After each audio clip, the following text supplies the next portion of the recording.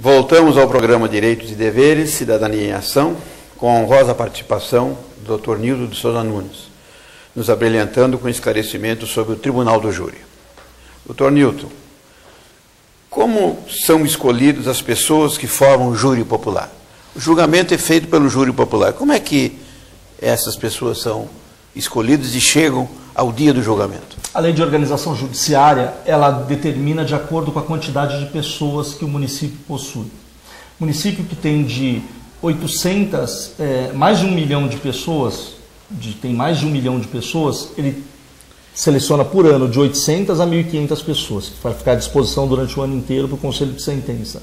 Municípios de 200 mil a menos de 800 mil seriam 400 pessoas. E menos de 100 mil, que são os municípios menores, de 80 a 200 pessoas. Essas pessoas são pessoas que têm um conceito ilibado, tem que ser pessoas maiores de 18 anos, obviamente, né? O legislador colocou isso de forma clara, com uma ótima idoneidade, ou seja, pessoas que realmente possam julgar sem ter nenhuma mácula anterior em sua vida. Porque, como eu falei no primeiro bloco, o julgamento é uma coisa muito séria. Então a pessoa tem que ter uma conduta ilibada para poder julgar o seu semelhante.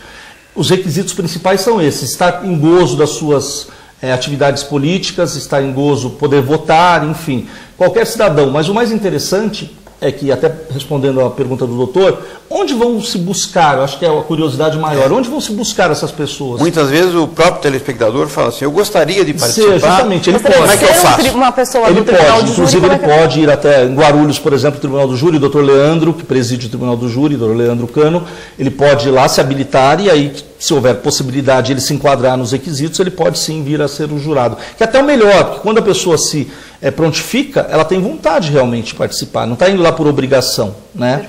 Mas, continuando a resposta, nas entidades de classe, faculdades, colégio eleitoral, associação de bairros, o juiz, né, o judiciário, ele procura os seus líderes, os seus representantes e pede indicação das pessoas.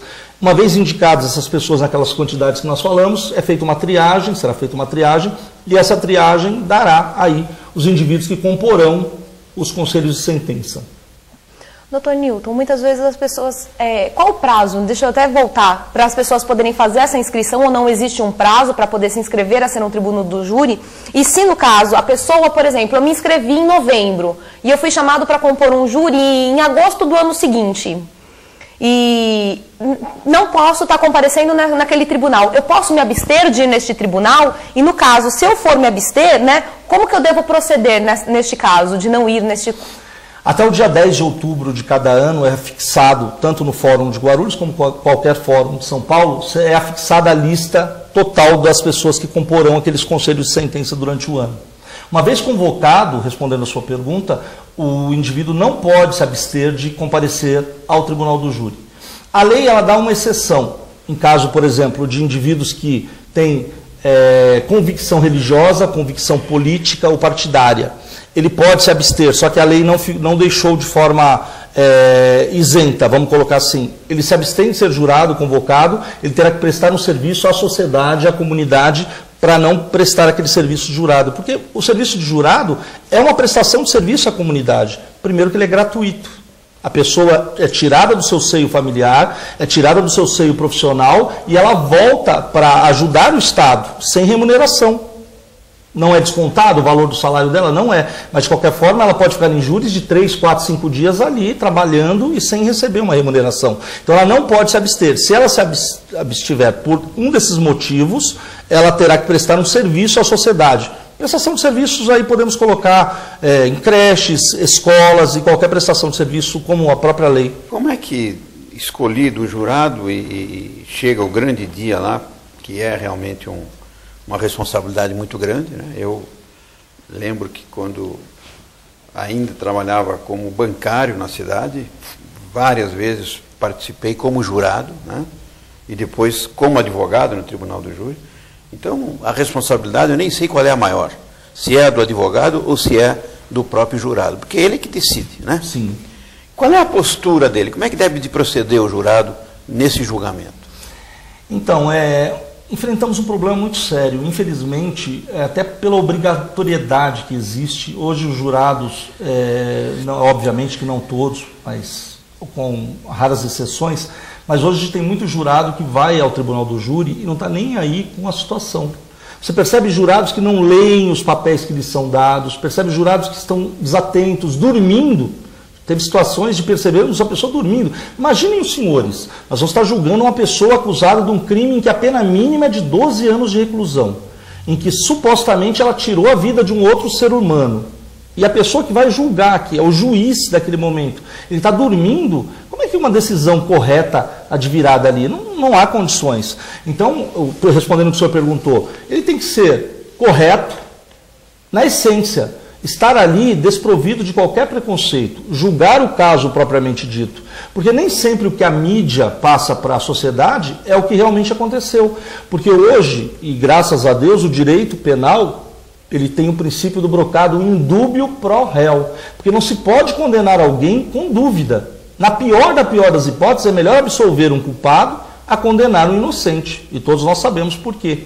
Então, a prioridade é afinco no trabalho, prestar atenção em todos os detalhes, não é ir com a cara do promotor ou ir com a cara, desculpem do termo chulo, do advogado. Como o senhor falou, nós somos meras peças ilustrativas. A pessoa mais importante do tribunal do júri é o jurado. Nem o juiz togado é tão importante quanto o jurado, porque o juiz togado, no máximo, vai afixar a dosimetria da pena. Quem vai condenar ou absolver é o jurado. Então a responsabilidade dele é total. E se algum jurado aí, eu tenho certeza que alguns estarão assistindo esse programa, que é de grande audiência, sempre lembrem disso. Seriedade e honestidade no julgamento.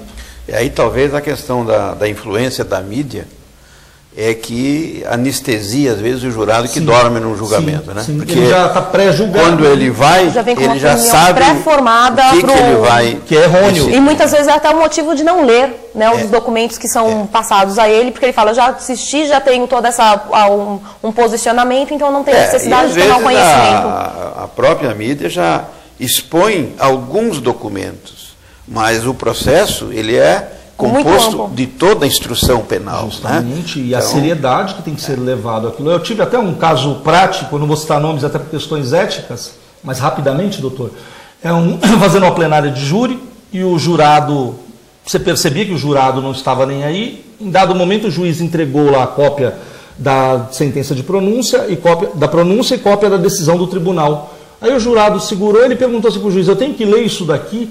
Quer dizer, poxa, se um jurado que vai fazer um julgamento, em que vai julgar uma vida tirada e uma vida que pode permanecer ou ir para a cadeia, ele pergunta se ele tem que sequer ler o mínimo que é passado a ele, qual a isenção que a gente vai ter nesse caso?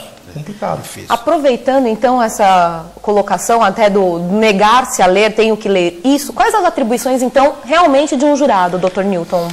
Primeiro, ler tudo que for passado a eles, prestar atenção em tudo que lhes for passado. Por quê? Aquilo vai fazer um juízo de cognição, ele vai estar recebendo as informações, esquecendo um pouco o que o doutor falou da mídia e recebendo o caso real, porque as provas vão ser amelhadas e vão ser entregues a eles. E ele tem direito, o jurado tem direito a ler tudo. Se o jurado falar, ele não vai falar, mas ele vai levantar a mão, vai escrever que ele tem dúvidas, o juiz é obrigado a perguntar e sanar as dúvidas, porque o jurado é que vai julgar. Naquele momento, a pessoa mais importante é o jurado.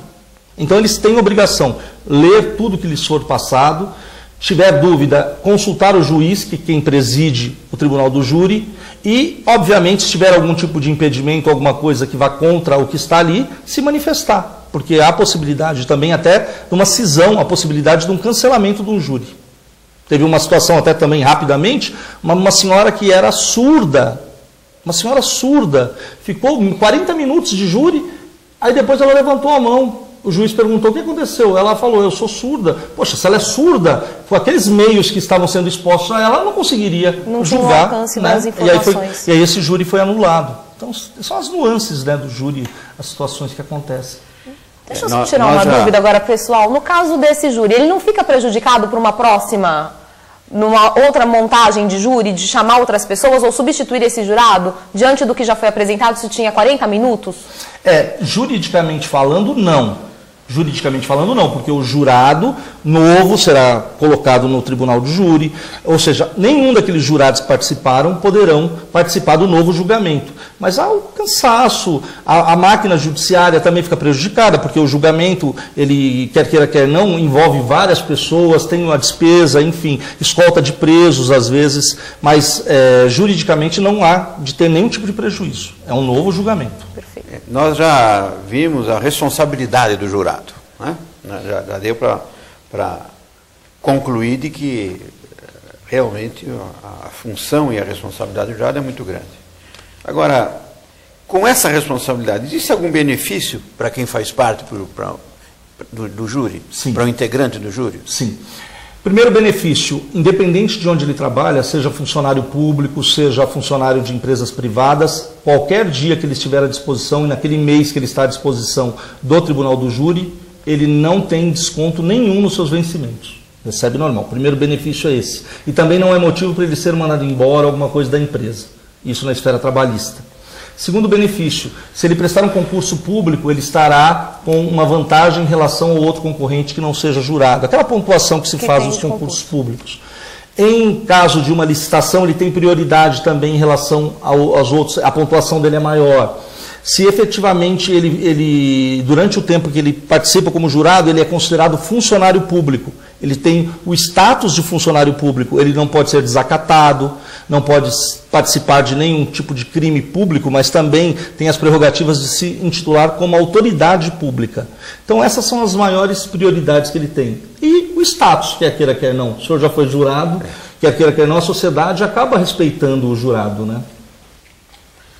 Bom, vamos encerrando mais um bloco. Este programa tem as reprises às sextas-feiras, às 7h30 da manhã, sábado às 21h30 e domingo às 22 horas. Para contatar o programa, mande a sua sugestão ou crítica enviando um e-mail para presidência@oabguarulhos.org.br ou secretaria-geral@oabguarulhos.org.br. Também atendemos pelos telefones 2468-8199, ramal 33, ou na Luiz Facine, número 16, no centro de Guarulhos. Então vamos ao breve intervalo, fique com os nossos apoiadores, querendo ser um deles, 9383-4727, fale com Marlon Leles, estamos em breve com vocês.